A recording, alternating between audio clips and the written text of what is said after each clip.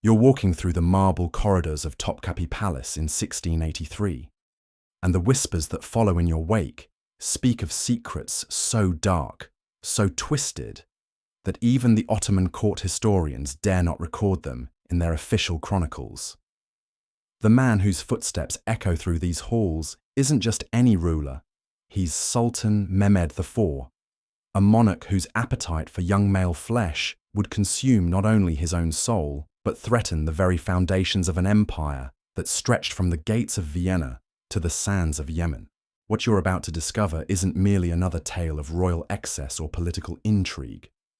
This is the story of how unchecked power can transform desire into obsession, affection into possession, and a palace into a prison where innocence goes to die. The secrets hidden within the Sultan's private chambers would shock even the most jaded courtiers of Versailles, and the boys who entered his harem rarely emerged unchanged, if they emerged at all. Before we delve into these forbidden chronicles of the Ottoman Empire, if you find yourself drawn to the hidden truths that history tried to bury, consider hitting that like button and subscribing for more revelations like this. And please, let me know in the comments where you're watching from. It amazes me that we're uncovering these ancient secrets together, connected across continents by our shared fascination with the darkness that lurks behind imperial glory. The Ottoman Empire of the late 17th century was a realm where power flowed like water through intricate networks of influence, corruption, and sexual politics. At its center sat Sultan Mehmed IV, a man who had inherited not just a throne, but a tradition of absolute authority that recognized no moral boundaries, no divine constraints, and certainly no concern for the well-being of those unfortunate enough to catch his attention. But Mehmed wasn't born a monster. Like so many tyrants throughout history, his descent into depravity began with seemingly innocent circumstances that gradually twisted into something unrecognizable. When he ascended to the throne in 1648 at the tender age of 6, the empire was ruled by regents, powerful viziers, and his own domineering mother, Turhan Sultan. For nearly 2 decades, Mehmed remained a figurehead, present at ceremonies, consulted on minor matters, but essentially powerless in his own palace. This enforced childhood created a psychological powder keg. Imagine spending your formative years surrounded by luxury but denied agency, watching grown men prostrate themselves before you while knowing they serve others, seeing your every whim fulfilled, except for the one thing that mattered most: real control over your own life. When Mehmed finally claimed true power in his 20s, something fundamental had broken inside his psyche. The traditional Ottoman system included the devshirme, a practice of collecting Christian boys from conquered territories to serve in various palace functions. These boys, torn from their families and converted to Islam, formed the famous Janissary Corps and filled administrative positions throughout the empire. But within the palace itself, they served more intimate purposes that the official histories carefully omitted. Mehmed's obsession began with a boy named Alexander, a Croatian youth of perhaps 14, who had been brought to Constantinople as part of the regular tribute from newly conquered territories. The boy possessed the kind of ethereal beauty that seemed almost supernatural. Pale skin that seemed to glow in candlelight, eyes the color of winter ice, and features so delicate they appeared carved by a master sculptor. But it wasn't just his physical beauty that caught the Sultan's attention. Alexander carried himself with a quiet dignity that even slavery couldn't diminish, a spark of defiance that fascinated and enraged Mehmed in equal measure. The Sultan's first encounters with Alexander were ostensibly innocent, summoning the boy to serve sherbet during private meetings, requesting his presence during evening prayers, asking him to read from Persian poetry during long afternoons. Palace observers noted nothing unusual in these interactions. Sultans had always favored particular servants, and showing interest in a boy's education was considered enlightened leadership. But those close to Mehmed began noticing subtle changes in the Sultan's behavior. He would ask seemingly casual questions about Alexander's daily activities, which servants he spoke with, whether he seemed happy with his duties. The Sultan's personal chamberlain reported that Mehmed had begun timing his walks through the palace to coincide with periods when Alexander might be visible. Most telling of all, the Sultan ordered that the boy be given quarters unusually close to his own private chambers, a privilege typically reserved for senior officials or family members. The transformation of casual interest into dangerous obsession happened gradually, then all at once. Mehmed began requiring Alexander's presence at increasingly private moments, while the Sultan bathed during his evening preparations for bed, and eventually during the intimate sessions when the ruler would discuss state secrets with his closest advisors. The boy found himself privy to conversations about military campaigns, diplomatic negotiations, and court intrigues that could have cost him his life if repeated to the wrong ears. Palace protocol demanded that servants remain invisible during such moments, but Mehmed seemed to delight in drawing Alexander into these conversations. He would ask the boy's opinion on military strategies, test his knowledge of geography and languages, and even seek his advice on matters of court politics. To outside observers, this might have seemed like mentorship or intellectual curiosity. In reality, it was the first stage of a psychological campaign designed to make Alexander dependent on the Sultan's attention and approval. The gifts began arriving at Alexander's quarters without explanation. Silk robes far too expensive for a servant, jeweled daggers that served no practical purpose, books of poetry written in languages the boy was still learning to read. Each gift came with a note written in the Sultan's own hand, ostensibly praising the boy's service, but containing undertones that made seasoned courtiers exchange worried glances. More disturbing were the special privileges that began accumulating around Alexander like a golden cage. He was excused from the dawn prayers that other servants attended, allowed to sleep later than his peers, and given access to the palace libraries that were typically forbidden to anyone below the rank of scribe. His meals improved dramatically, featuring delicacies reserved for high-ranking officials. Other servants began treating him with a deference that had nothing to do with friendship, and everything to do with fear of offending someone who clearly enjoyed imperial favor.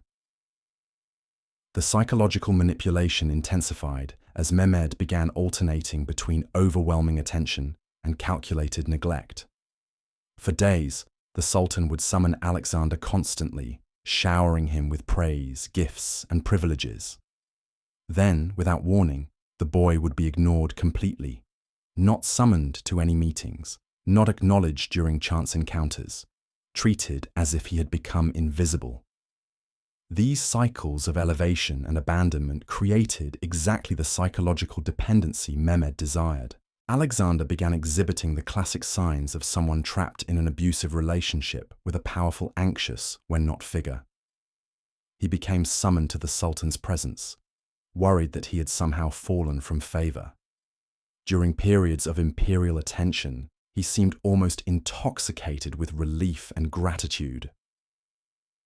The boy who had arrived at the palace with quiet dignity was gradually being transformed into someone whose entire sense of self-worth depended on the unpredictable moods of his master.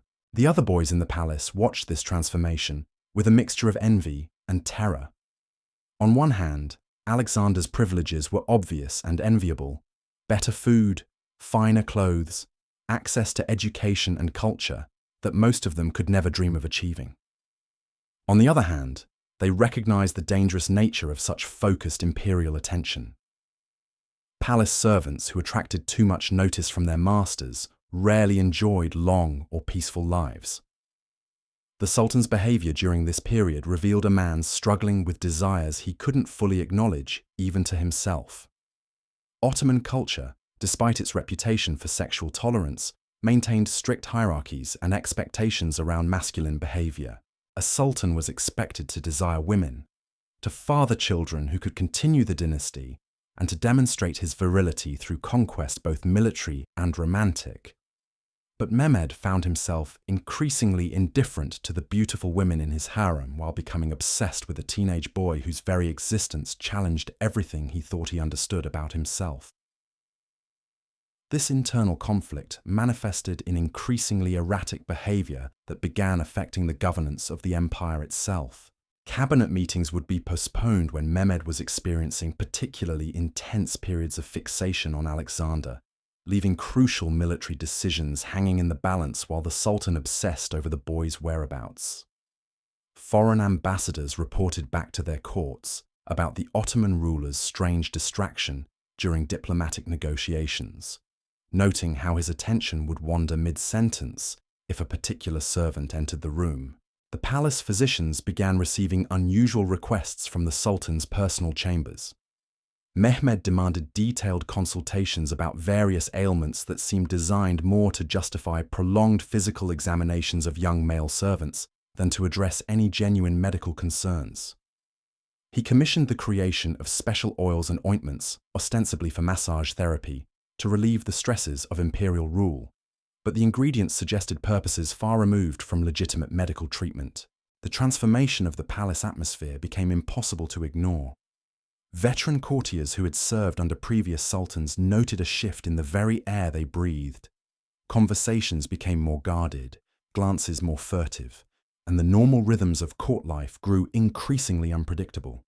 The Sultan's mood swings created a climate where everyone walked on eggshells, never knowing which version of their master they would encounter on any given day. Alexander's quarters were gradually relocated closer and closer to the Sultan's private apartments, each move justified by increasingly transparent excuses about improving security or facilitating the boy's educational development. The final relocation placed him in a chamber that shared a wall with Mehmed's own bedroom, connected by a door that palace architects claimed was necessary for emergency evacuations, but which everyone understood served a very different purpose. The nights became the most dangerous time in the palace. Servants reported hearing strange sounds emanating from the imperial quarters, not the normal activities of a ruler preparing for rest, but something more disturbing. Muffled conversations that seemed to last for hours, punctuated by periods of silence that felt heavy with unspoken tension.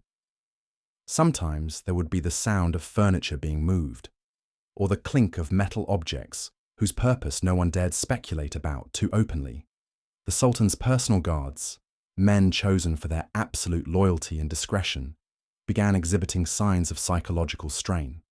Their duty required them to remain posted outside the imperial chambers, regardless of what they might hear from within, and the burden of maintaining ignorance about their master's activities was taking its toll.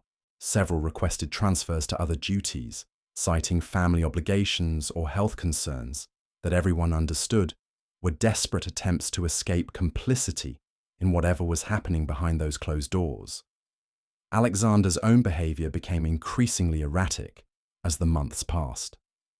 The confident, dignified boy who had first caught the Sultan's attention began showing signs of severe psychological distress.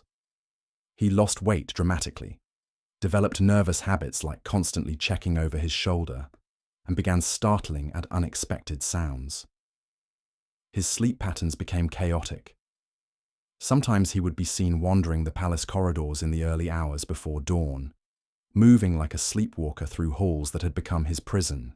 The other boys in the palace began avoiding Alexander entirely, recognizing that association with him had become dangerous. This isolation only intensified his psychological deterioration and increased his dependence on the Sultan's attention.